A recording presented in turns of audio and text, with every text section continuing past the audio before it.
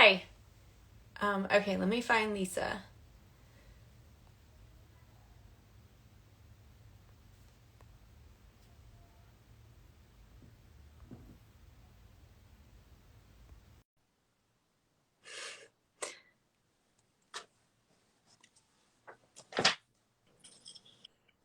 Hi, Hi. how are you? So much better now that you're here. How you been? You've had a busy week. It's been crazy. It's been a doozy for sure. It's a full-on shit show, but it's all Yeah. good.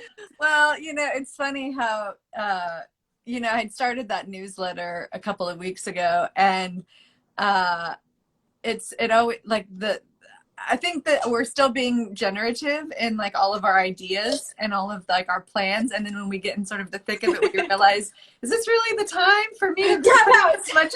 Yeah. I'm Which is feeling the same yeah, way. which But I feel like I tend to do that with all my shit. Like I'm like, this is a great idea. Let's start it. And it's like the train takes off and it's like, wait, I'm yeah. not ready. But Exactly. it's good. I feel like it's also good. I feel like we've been so caught up in this perfectionist sort of way of life. I mean, I don't know if it's pre-COVID or if that's the catalyst or what to like get to this like new way of thinking in life and stuff, but I felt like before it was like everything had to be perfect and flushed out and scheduled, and it's like I've never lived like that ever. Yeah. So I mean, I don't know why I was pretending I was anyways, but I think it's important to do shit and try it and Yeah. then go like, you know what, it's not working. I have to reroute and Yep. change it, rewire it, whatever. So I Yeah. think it's great. I got your email. I got the newsletter today. Wasn't it today that you wrote Yeah. it? This Or sent it? morning. Yeah. Yeah. I just, I had been sort of, I think it's going to be a better product if I can sort of stockpile content a little bit. Like as far as the baking videos go, Yeah. it's not really working like this sort of seat of my pants thing for the first time in my life. Like I actually want to make sure that like the video quality is good, the sound quality is good.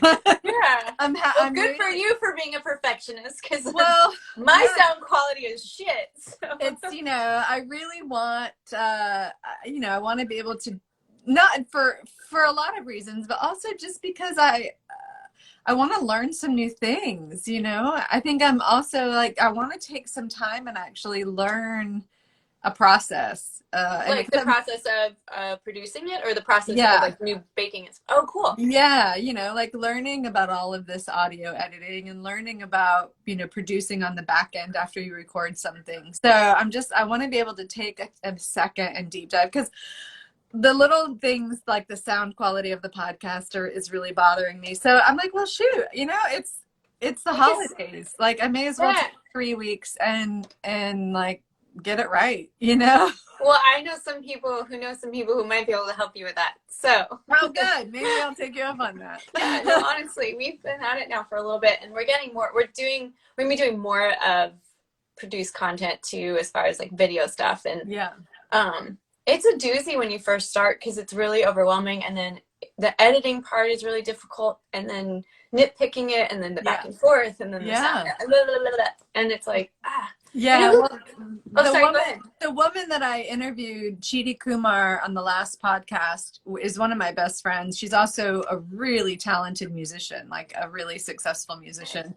And so she has experience doing audio recording. And so I was really like, she was like, okay, let's look at this. And she was like showing me things that I hadn't thought about. And I'm like, well, I want to know all these things. And it was little tweaks here and there. So I got really interested in trying to sort of think about, well, this could actually be not just a hobby. This could actually be Oh, called, 100%. so I Yeah. don't know, just giving myself some time to get it right. I don't blame you. I love that about you though. I mean, just reading your book. I mean, and I don't know if anyone hasn't heard of Lisa, and if you haven't, you live under a rock, because her baking, like, you are an award. First of all, you're an award-winning pastry chef.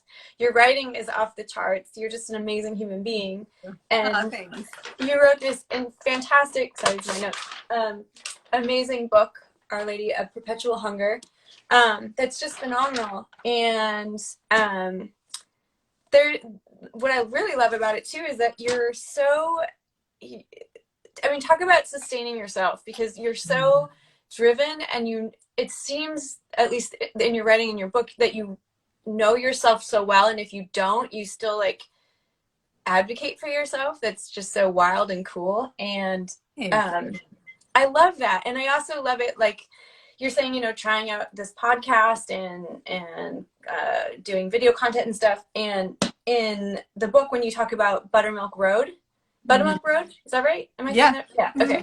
Yeah. Sorry, I blanked for a second.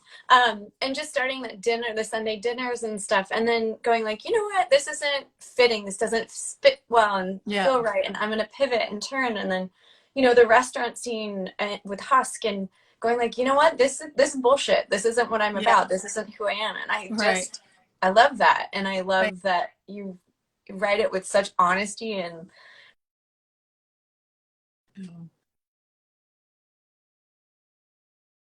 doesn't he know we're busy? Good, I'm glad it wasn't on my end. I was like, oh man, my bad Wi-Fi is striking again, but it was good. Mine's always bad. Now my husband's calling me. God. Jeez Louise. What are you drinking? Well, okay, so I don't normally, well, I only drink really I drink beer. I'm not supposed to because I'm gluten-free, but I love beer. But I drink 2 canned drinks. One is Cutwater, which is really delicious alcohol. I know it. Which is super weird. I know, but it's really good. I don't even know what it is. It's like cocktail in a can, which sounds like super ridiculous. Like I don't like, I love a good cocktail, but to have it in a can just seems like, I don't know. It's supposed to be syrupy sweet, but it's really good. And then my friend Jenny Mullen sent this wine over, and I was like, what the fuck is this? But it's Jordan Salcido. She's the Psalm from Momofuku and 11 Madison. Okay. Is that right? So I was like, okay, I have to it's probably great. That's a big deal. And it's actually really, really awesome. So it looks great. It's wine? It's wine. It's a wine spritz. And it's actually really delicious, because normally they're really sweet, but this is really, really good. So wine spritzes are made for cans. They're perfect for a can. I'm having a spritz too, but it's kind of a white trash spritz because I didn't have any Prosecco or champagne. So it's basically just bitters and soda water, which is fine. It's good for my tummy. I have some champagne here because I wasn't sure how good this is going to be. So I'm trying on the side, but it's actually delicious. Go with a backup plan. Hell yeah. Yeah, totally. So we can double fist. But it's really, you got to try it. I'll send you some. It's really, really good. Yeah, I'm curious about it. I've never seen it. Yeah. And I love it. I actually, one of my best girlfriends always brings over canned wine. She used to bring over that Sophia, and now she started bringing over something else for our porch wines, and I can't remember what it was called now. So but I thought she would love to try that. Well, cheers. Yeah. Thanks for having me. Cheers. Thanks for coming. To more. So, what's new with you? No. Just hanging out. So I kind of start out this week with just saying sustainability. That's something that's really important to me. And sustainability, when we started deep diving into what that looks like and discussing it, it wasn't just about the environment. It wasn't about, let's take it on from the outside in, which is kind of what I've been looking at it from that perspective of, we got to tackle climate change, and we have to, recycle and do all these things, and that'll change carbon emissions, and I got to change my car, and blah, blah, blah. And I started really discussing it with friends and colleagues, and the more we talked about it, the more it was like, no, this is an internal thing. This is something that we got to fix from the inside out. So it's not just like externally changing these habits and I'm going to recycle, and I'm going to I'm going to throw everything away and whatever, but it's also like things that sustain me. So, and ourselves. So how can I do things that are going to make me feel better in body, mind, and spirit.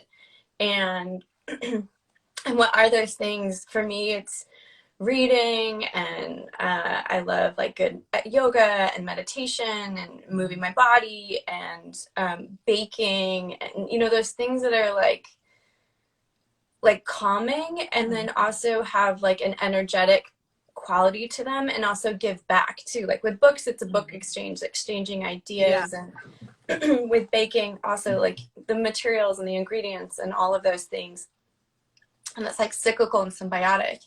Mm-hmm.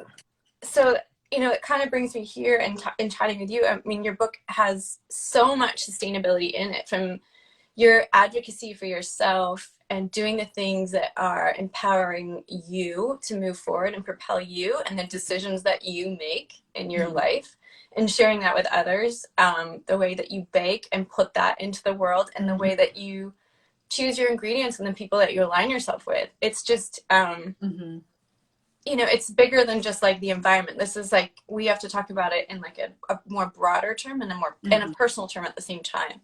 Right. Well, it's interesting that I think it's been an interesting arc this trajectory has taken this year of becoming if you weren't already hyper aware of a lot of the things going on in the world, not only to mention sort of like the new information with the pandemic, and I think a lot of people became incredibly overnight aware of a world that they weren't a part of, and their borders, as far as the health and wellness of external communities, was becoming really something that people became aware of. And I think the initial response was to pour out. And I think eventually people realized that they had to start making sure that their well was actually full of the right, and of the right things, whether that was mental health, physical health, or just the proper education to move forward, the proper tools, so that you can go out into the world and sort of know where you're best suited to help and to make change. And so it's been, I think, it's been an interesting, just on a purely sociological level, looking at sort of how that has happened this year, of watching sort of this really intense external response to the world, and how we need to be engaged to continue to push for the right changes to happen. And then I noticed, right around like when the weather started changing, everyone turned that back inside and went back inward, and has started having more conversations that like you're having right now, which is how do you sustain yourself so that you can do better for your community? Yeah. And I think it's just a really important part of this equation. And I think it's not just, I know we're going to talk about books and reading and writing today. I think there is a level of it, of course, that is like, wellness in the sense of what we eat and how we exercise and how we take care of our physical bodies. But I think there's also, for me anyway, there's an element of like sending myself back to school. There's a lot this year I realized I am miseducated about, or I don't even know. I'm going to a community college. It's not like I've worked in kitchens my whole life. I don't have some pedigreed education, and I want. You don't need to. By the way, Dr. Jill Biden teaches at a community college. Exactly. Community colleges are badass. Key. They're key for our country. And so I don't know. I think I think my initial response is to always feel a little concerned about like, not white womanizing this and like, I'm going to do yoga and make this better. Yeah. But having the conversation about what our responsibilities are from here and then dominoing out, I think is the key. And I think for me, I'm curious what the answer is for you. For me, I think I recognized that what I needed to do was re-educate myself and be quiet in those spaces. And that has felt really good to me, to just read books that I've never read before, that I should have read in college or I should have read in high school, you know? And Yeah. so, and that has helped, that's helping my writing, you know? So it's a good, it's good for, it's good for all kinds of rewards, I think, you know? 100%. Yeah, I agree with that. I think for me it's definitely been a lot of reading and deep diving and Mm-hmm. quiet, which it has been uncomfortable in some ways to like sit there and like really be silent with yourself, and Mm-hmm. not just like silent to think about what I'm going to do next and how I feel about X, Y, and Z, but just to not do anything. Yeah. And then also, getting uncomfortable and moving forward in discomfort, understanding, like you're saying, like we're not going to white woman our way out of this in a way. Like there are a million other perspectives, Mm-hmm. and that we have to really look at that I didn't necessarily even understand. Mm-hmm. And so talking to more people, getting outside of not just this small community, but like broaden that community and figure out how we can all live together and work together and be uh, I'm learning from other people's perspectives. Mm-hmm. um, with environmentalism, there's such a um, there was so much that I learned just by talking.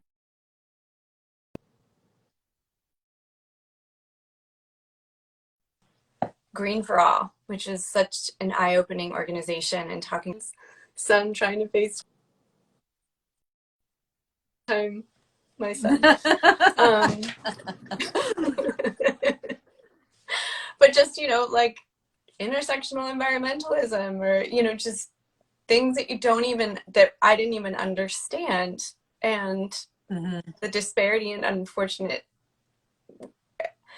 Um, so I'm kind of trying to articulate this the best way I can, but just the way that the elitist kind of thing that sustainability is, and Mm-hmm. unapproachable, and Mm-hmm. um as I get and deep dive more into this, and want to make a bigger impact, just realizing if we want to make a big impact, it has to be green for all, and we have Mm-hmm. to be better for our communities, and that starts right here. Yeah. So Well, that's sort of the key, not sort of, it's entirely the key to understanding, uh, if we can pull in smaller, we start solving a ton of problems. We start solving, we start working directly with farmers. Well, we have yeah, more farmers in our community. We can feed more people in our community. And all of a sudden there's a beautiful chain reaction that can happen when we, start from a much smaller square than, I don't know, pretending that, going to 1,000,001 big events to shout in the streets. I'm a lifelong street pounding protester, like, yeah, I love it. definitely. And I think there's a place for that. But I'm in a stage of my life now where that kind of work to me is, okay, we'll work backwards. What's solving Yeah, many problems? And for me, feeding people who, don't have the capacity to go and buy really expensive organic food, but connecting them to their own resources in their community where local farmers are growing food, 5 blocks away is a huge, yeah, huge step, and feeding people. And as a chef, that's a huge priority for me, is to get food on people's plates and to help them have better conversations in their life about what wellness and nutrition is. And that for me always starts with food and then backtracks into a bigger conversation about our environmental health. And so yeah, I mean, there are so many benefits to just circling your wagons, centering yourself in a small space. And if it gets bigger one day and you're affecting a bigger change, that's incredible. yeah, But your one small move can do a lot. It's 100%. yeah, and I think that's a hugely important thing for people. I think people feel overwhelmed. What do we do? How do we help? Well, you start small. And Yeah, it has to, like you're saying, start here. And then you just make a couple of small moves and you'll find yourself in the right space and it'll start making sense. And you'll all of a sudden understand you know, what the obstacles and limitations are in your own community of, you know, people having access to healthy foods and kids having, you know, more than one meal a day. Right, You I know, I know, know. Well, so and that was so insane understanding. I mean, the fact that a lot of people weren't getting fed during the pandemic because of mhm. school lunches and, Yeah. you know, I mean, it's, Yeah. No um, Kid Hungry is a really great resource for anyone that wants to start learning about food policy, agricultural policy. A lot of chefs work with No Kid Hungry to really bring their communities a little bit more into a space where we're having conversations about food insecurity. And so if anybody's interested, No Kid Hungry is a really great organization, and it's nationwide, and they do incredible tactile boots on the ground work, and they also do policy work mhm. in DC. So it fits a lot of different you know, if you want to go lobby in DC, and if that's your thing, you have the resources to do that, and a lot of chefs do that through No Kid Hungry. And then if you want to connect farmers with distribution warehouses and, you know, local you know, food banks in your community, that's also an aspect. And so any chefs that are watching, or anybody that's watching, you don't have to be a chef. A lot of chefs, or a lot of people that are a part of that organization are not chefs, but you can get involved, bring them into your community, and you'll have some built-in resources to help you have that conversation in your community. Yeah, no, that's awesome. Mm-hmm. I knew of them, and I feel like I've worked with them, but I didn't realize the expansiveness of their organization, which is fantastic. It's fantastic. And the James Beard Foundation's also doing similar initiatives as well. They have several different kinds of large scale initiatives, but they are fundamental in educating chefs as well and how to be policy changers. This is all very political, so it's probably very boring, but No, I don't think so at all, though. I think it, again, it's like helping our community. And one of the cool things about sustainability is that there isn't like, it's not like you have to throw everything away. I saw someone call me out because I had a can, but look, I got a recyclable, like a yeah, reusable, like there are certain things that are going to work and not work. And right, everyone has different changes, and we're going to right, make different changes. right. So it's something like No Kid Hungry, knowing what works for you Mm-hmm. and what change that you can make. What, you know, maybe someone lives in DC and is like, oh, I can go and help lobby and Yeah. X, Y, and Z. And Well, and someone, I think yeah, and I think it's important as a community to I think we are definitely in a space in our country where we can all maybe potentially agree that extreme forms of anything aren't getting us anywhere. yeah, Extremism is not solving any problems at this point. And so if we can face where we're at in this space and time as Americans and as humans on a planet that needs our help, we can start to not be crazy, burn it all down, restart from scratch. But how yeah, do we rebuild the infrastructure where we are now? And we need, the reality is we need our political leaders to be in step with that. We need bigger help than, you know, grassroots is a powerful thing. yeah, But we definitely need initiatives that start feeding people in our communities, and then we build out that are protecting our pipelines, that are protecting our native lands. So it becomes, all of a sudden you realize that when you start talking about how to keep kids fed, it's 5,000 other conversations. And that's the step, though. That's the real key, is getting people to have that first conversation. Because if they go for a few steps beyond that conversation, they're not going to be able to not have the other conversations. And that becomes yeah.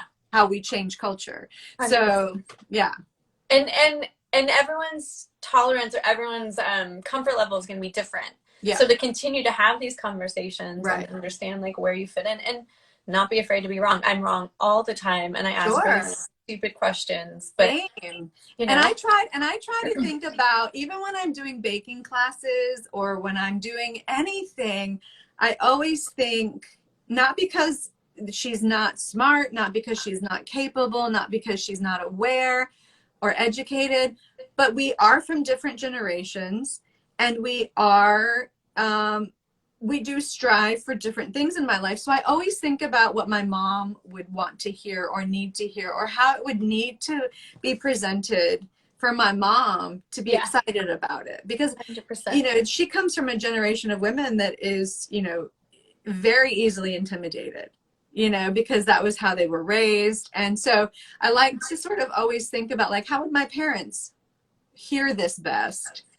And it's never through judgment. I mean, and nobody wants to be judged, No, 100%. And I think that's what has been so hard about all of this is that Yeah. while we're in this pandemic, we get the news, and it's this or that. It's right, wrong. It's red and blue, and it's, and Yeah. again, not to get political, but I think what's so difficult is that there's this huge gap now between people and people shouting at each other as opposed to having these conversations, which has been so great about the Zooms is being able to chat and learn and be curious and Yeah. disagree, which is really important in humanity, to Yeah. disagree and learn from each other. And that doesn't mean that you're bad or I'm bad or nope. I It's know. no bad. I mean, I literally I know that there's a lot of conversations about the value of criticism in particular in the food world, like food critics, like what's their purpose. And I value the critic. I value the critic so much. Yeah, I think I am probably deep down at heart a critic. Like I think about things and troubleshoot, and I really value, I think, artists in particular, writers in particular. My husband's a sculptor, and we've lived in a very creative life, for our whole marriage. I mean, he has gallery shows. Our friends are artists. I have writer friends. And I can remember when he was first showing his sculpture out of grad school. He had a gallery down in New Orleans that he showed in religiously, and he would get reviewed. Like, there were art critics, and a good review is great. A bad review is so much more helpful, right? Really? I guess you're right. You're right. It's so hard, I think, when you put your heart out there and you're like, fuck. Yeah. But if it's a critical, like, thoughtful, educated, academic, and thoughtfully put together, it's not an insult. It's not a you're shitty, stop doing this. It's keep going. Yeah, it's keep going, and here's where you're being reductive, or here's where you're being this, or here's where you're being that, which to anybody that really cares about their work is a gift. Yeah, right. I agree. Yeah, I think it's such a gift. Like, but somewhere along the lines, we lost academic criticism, and I think a lot of people don't value it. And I know that's a big conversation in the food world. Like, what do you need restaurant critics for? What do we need food critics for? Well, for one, I value a thoughtful review of someone who's not just, for frankly, like, having a big circle jerk about how great everything is in town. Like, everything can't be great. And I agree. And we pussyfoot around it lately of like, no, you get an A, you get an A, you get an A. Yes. Yeah. We have turned not almost, in a very short flicker of time in, like, the story of humanity, we have stopped as Americans knowing the value of criticism. And I really I don't want a bad review of my book, but I would love an honest review of my book. And if there were bad things in there, I would learn from that as a writer. Yeah. I would learn. I would say, okay. And truly, I think, like, the shittiest thing about me is that I would actually trust a bad review more than I would trust a good review. No, I don't blame you. I mean, as long as it's like something that's, well, even if it's not necessarily like academic, as long as, I guess if it's there and you're like, oh, I see how I affected someone in that way. I didn't look at it from that perspective. Sure, yeah. Sometimes I feel like when it's good, it's like blanketed. Like, that was really great. It was a positive. And you're like, well, what was great? Can you be specific about what made you feel like that or whatever? That's right. I think it's just, it can be enriching to have people who are, generating critical thinking about people's work. I think there's value in it. I can see why some people disagree. In the food world, it is a big conversation. But maybe I'm old fashioned, and I just, No, you I think you're right. I know. think you're on to something. I mean, I've been on such a kick. I've read so many food memoirs in the last few months and stuff, and it seems like with from David Chang's to I feel like who else? Even Ruth Raquel. Is that how I say her name properly? Raquel. Rachel. Yeah. Reichel. Thank you. Mm-hmm. Um, you know, like the fear and like the accolades and like you know I feel like Alice Waters too. She is that right with hers? Isn't she's Shea Panee, right? Yeah, she's a Chez Panisse, and she came out with a memoir, I think, just 2 years ago. Yeah, yeah, yeah. It's great. And I was born in the Bay Area, so I Mm-hmm. remember my family talking about the Yeah. restaurant and stuff but just like the accolades and like needing like being real pissed about not getting an award, but then being pissed if they do get an award, and then the Yeah. downfall and like having to live up to it, and I think you're onto something if you can kind of like live in this moment of like that doesn't just only one person can win this fucking thing, Yeah. or whatever, like so don't beat yourself up about it, but go like, well, how can I learn from the criticism that they gave me and like expand upon that or improve upon it, as opposed to like beat yourself up over it. Yeah. I mean, and I think for someone who just was talking about the value of critical thinking and critical writing about, art criticism and food criticism and literary criticism, I actually, I think the awards culture is maybe dead. I think maybe I think we're going to be hard pressed. I know the food industry is definitely probably never going to jump into an awards world again. And I think that's a great thing. I think that's a really important thing. I think there was value in it, but I think we have to redefine what that value is. And it becomes really tricky. It becomes a really tricky sort of like who's paying to play, who's spending a ton of money on PR in order to get this, and who's being left behind. And that became political in its own way, and it became a very pay to play sort of system. And I think the curtain got pulled back on a lot of the fallacy of that this year. While I just don't, I don't think that, I think that James Beard has grown into doing a lot more than awards, and I think that that's worth noting. But I do wonder if, moving forward, we're going to have a redefinition of what our award culture looks like. I feel like there's going to be a new definition of everything in culture moving forward.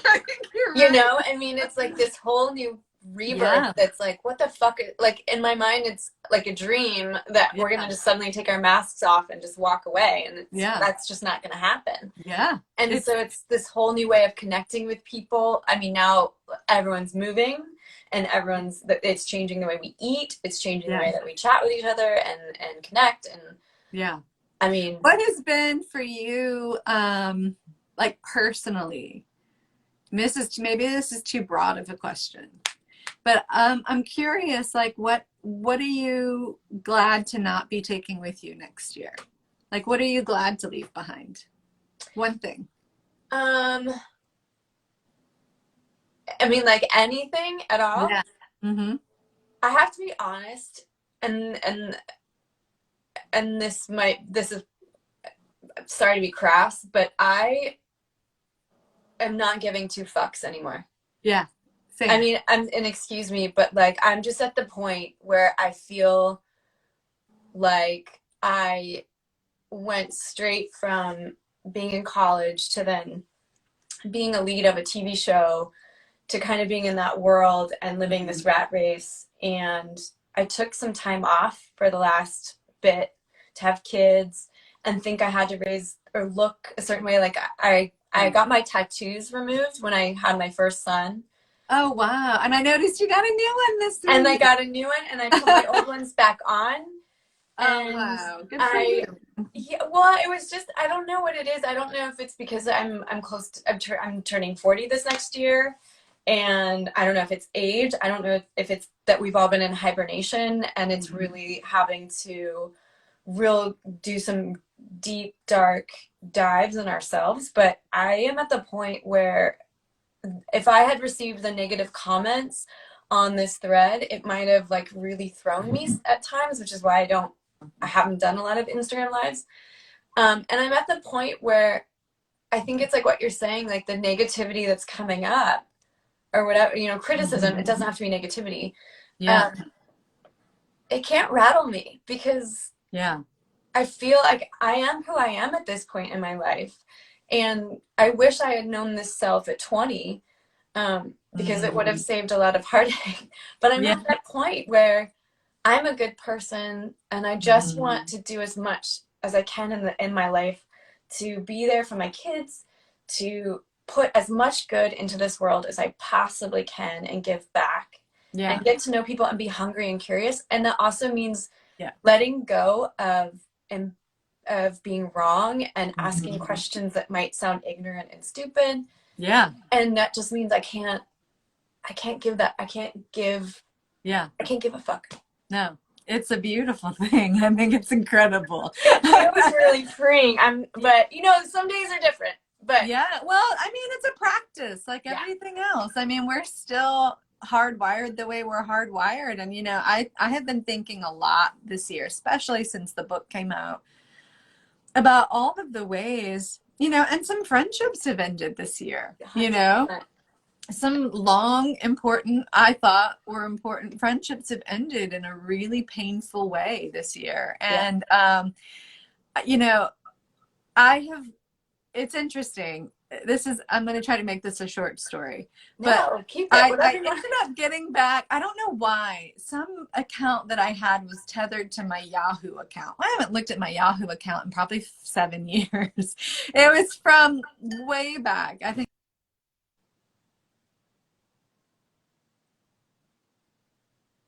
Oh no. Is the husband calling? Oh no. Are you there?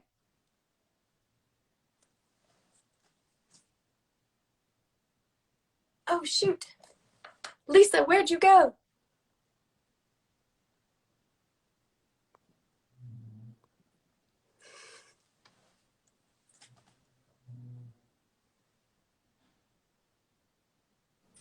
Sorry. No. Is your husband calling like mine? No, it's, this happened the other day when I was talking to Jenny Britton Bauer, and I thought I took it off both times, but I have the timer on my Instagram where it's like, your time for the day is up. And I keep trying to turn it off, but I don't know how to turn it I off. do it too. I do it too. So anyway, long story short, I logged back into my Yahoo account and found several old emails about things that I had thought about. You have these lingering worries and fears like, oh, did I piss off that landlord? Or was I not good enough to that landlord? Or what did I do to make that situation worse? Things that you think about, but you can't resolve, know? And I found these old emails and they were probably I think they were from 2007. So 2006 to 2007. So over 10 years ago, over a decade ago, little Lisa, like I was 20, so I must have been 30 at the time, 28, 29, 30 during this time of frame. And I came across several chunks of emails, like several clusters of emails. Some were to that particular landlord. And then the other set were to my sisters-in-law who I had, who I struggled with, and I never could put the pieces together of what I had done wrong, Yeah. And so it's always been sort of this after effect, like, did I handle myself right? Did I do right? And then as more time goes by, you let water be under the bridge and you just sort of hope you did the best. But you still wonder, like, how could I have done that better is always my, like, how could I have fixed that problem better? And it's always on me. It's always on me. I'm the same. I'm always holding myself accountable. And I looked at these emails and I felt so much compassion for myself. I was so I was doing so much of the heavy lifting of trying to make everyone communicate clearly and trying to communicate my intentions and what I was feeling. And I was being met with coldness and cruelty at every single turn. Yeah. And I was like it was so good to see. It was Yeah. just good to see. Like, I'm proud of the way I have behaved. I am proud of like that I used to go into every relationship situation just wide open, just Yeah. wide open. And I'll go with however. And then I realized as I was reading these emails how much those things changed me. How much now I go in like guarded and like I don't want to Like overstep, protect myself, like don't, especially with other women, like can I trust other women? Can I, like, what's this about? Like, if I'm too open, they think I'm being fake. If I'm not open enough, they think I'm being cold. Like, like Yeah. where do I get to just be me?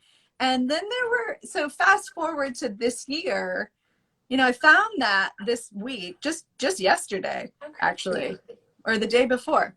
And I have been sort of thinking through a lot of these relationships. There aren't a lot. There are three relationships that I'm just done with, and this at this, like, no fucks given about it anymore. Yeah. I'm officially, for my own sake, saying, nope, I was wrong about you. And there's always that lingering doubt of like, am I wrong? Yeah. Like, 100%. but the reality what do I need is, to do? yeah, the reality is, as a problem solver, that has been the best gift for me. And it is absolutely, I give no fucks. Yeah. Because I know what I'm about now. Yes. And I don't have to like sit here and agonize over how I'm not right for you. Yes. No, I love that. I feel Just the don't have same. to do it. That is so cool. It's not sustaining. That is not livable. You cannot live in that space. I'm the exact same, which is I would go over things in my head. Oh, I shouldn't have said that. I should have been nicer.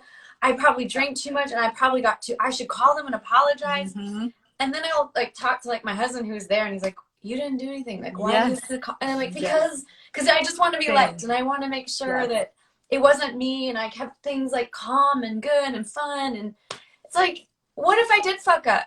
So what then? They hopefully like me for me that I fucked up and didn't. Like, I'd rather have someone know my authentic self than worry about it all the time. Well, and not taking, I think, I think that you can know your authentic self your whole life and still do too much to accommodate other people. And just like, there's a point where people don't, and this is going to sound much colder than I mean for it to be, but at some point you have to say, does this person deserve this much generosity from me? Yeah. And if not, I'm okay just keeping it for someone that does. And it becomes less personal, and then it becomes less like a beef, and it's like, okay, we go our separate ways here, and that's fine, 100%. It's Ruiz, the 4 agreements, and one of them that I love is don't take anything personally. And it goes both ways. If anybody wants like real-time practice with that, just work in a professional kitchen. Oh my god, I can only imagine. I would go work. I would take jobs. For a long time I cooked I did some private chef work for several years. And one of the jobs was for a couple of years. And the first thing I said to her was, look, I promise you, nothing hurts my feelings. You can tell me that you hate what I just cooked, and I want to know. Like, I want that feedback. I promise I have no more feelings left to hurt. No, I feel you. I don't have feelings anymore is eventually what I started telling my private chef clients. Like, I just don't have feelings anymore. I really would prefer to know if you like or dislike something. No, I love that. Yeah, I'll be angrier if you are like eating something you hate. So well, the best people are your children. I mean, I don't know if you find that, but the best people to tell you like fucking full on honesty. It's like, I don't like you right now. Okay, that's fine. You don't have to like me right now. And especially as they get older, it's just becomes conversations about They keep you in step with the right things, you know.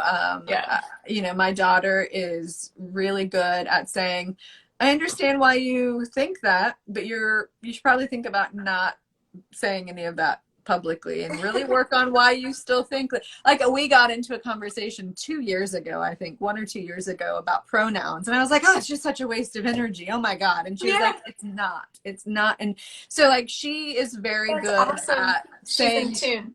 yeah, she's like, Mom, do you want to be, you know, an aggressor? Do you want to be someone who's progressing the conversation? And I'm like, yeah, you're right. You're That's right. awesome. So she keeps me from, you know, I think it's really, at this point in my life, I want to be really true to, I think, my core. And at my core, I think it's really good to be around young people so they can remind you and keep How you to abreast. improve and grow. Well, they know what's important, and you should listen, you know. Although my daughter lately, her big thing is, um, what is it? I will accept your apology, but it's not okay. Like, that's her thing with everything lately. Like, okay.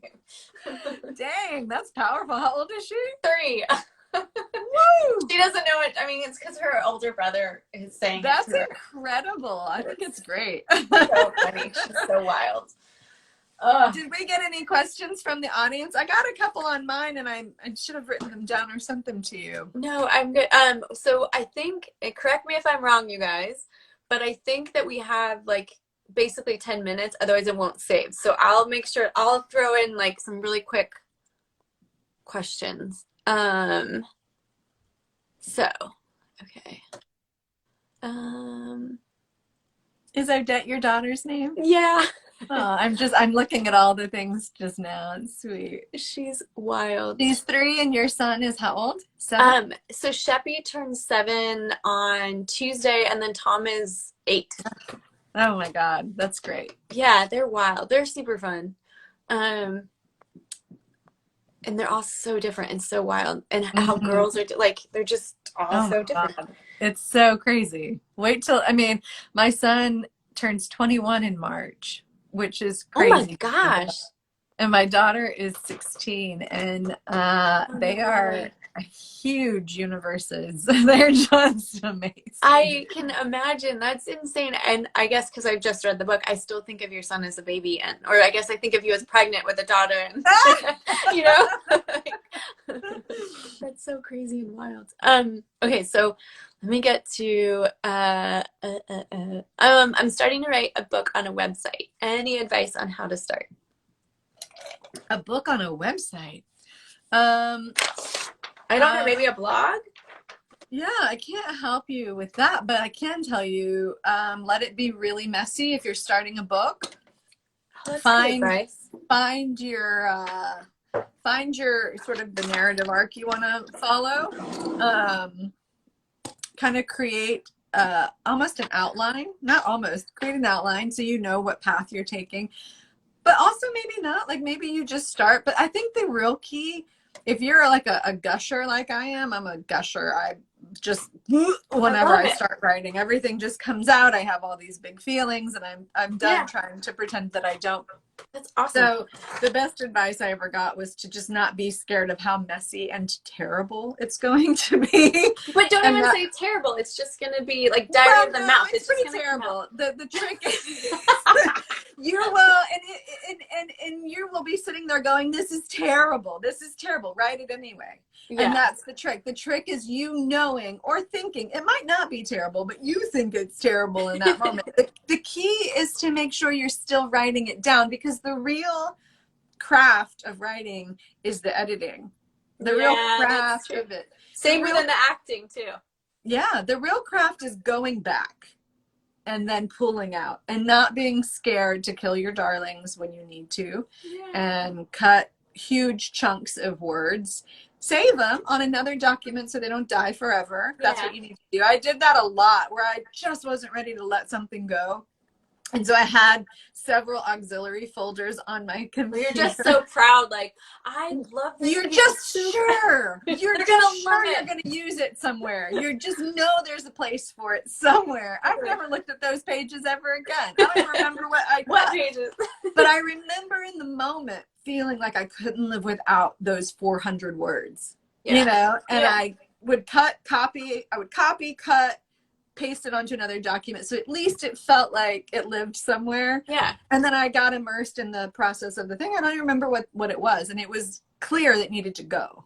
You know, Yeah. if you're still thinking about those words an hour after you've cut them, yeah, okay, maybe go back and think about it. Yeah. But chances are you're going to realize very quickly It that, makes sense. yeah, you're like, oh, it's just hard to let go of the things that you think are so important. And then you read it as a reader and not as a writer, and you're like, well, it's better. And Yeah. a good edit, you know. And if you have the capacity, if you have someone in your life that you trust who is good at reading and writing and editing, just get someone to like back you up. Like get your manuscript to a place where you feel comfortable and share it with somebody with a red marker. Yeah. You know, with a marking pen. I mean, someone has a really editor, good huge. someone has a really good question, which was, oops, sorry, it's dark outside, so I have to change my camera thing. Someone asked, has there been any criticism that's helped you with your book? Any like particular nugget that was like super helpful? You know, I think we live in a world where people don't do that anymore. And you know, so no one was like, hey, Lisa, this piece right here, I'm not feeling it. Like, was it just like, this is amazing, I'm gonna publish this? No. I mean, there have been emotional criticisms that you have to put into a secondary place from the work. There was plenty of emotional, how dare you, and you're a liar. There is like from like other people, you mean? Yeah, forget them. I mean, yeah, like, there's like plenty of that kind of emotional criticism, but people don't often say, hey, I read your book, let's talk about this. Like, really? There's not a lot of that happens anymore. Now, when I get a little farther away from this moment, you know, the book just came out in August. It's still very much just out of my womb. It's very close to me still. And it's beautiful. Please, everyone, if you're watching, please go buy Lisa's book, Our Lady of Perpetual Hunger. It is fantastic. It's so good.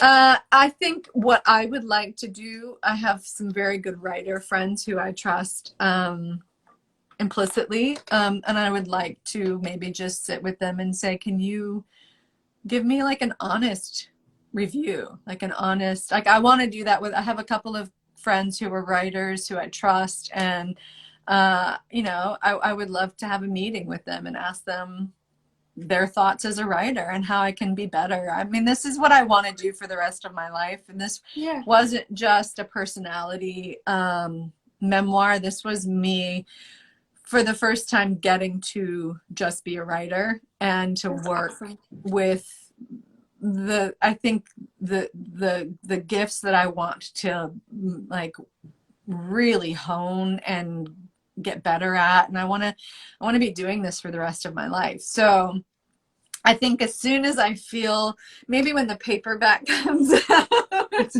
I'll sit with, you know, some friends. I have a couple of friends in Nashville who are incredible writers, technically really great writers, and contextually, like the content of their books, of course, are great. But like, I would just love to know, like some honest artist to artist feedback. Yeah.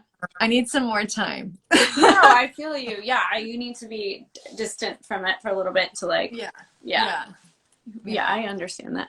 I really want to keep talking, but I'm worried it won't save. Okay. Oh, will it stop saving it after an hour? That's what I was told.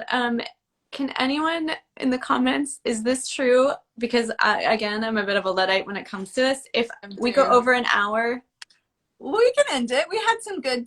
We touched on a lot of good points. That's true. It's true. Lisa, I might call you afterwards to continue this. No, seriously, I could talk to you all night. We should just have Friday night. I would love it. We need to make it a thing. It'll be like Buttermilk Road and like part 2. Well, thank you for having me on. Oh my God, thank you. This was incredible. And, I learned so much. This was awesome. I did too. It was really fun. We'll stay in touch, but it Let's was do nice it. to do this in front of people. I love it. Thank you again. And thank you. I'll talk to you soon. Sounds good. Bye. Bye.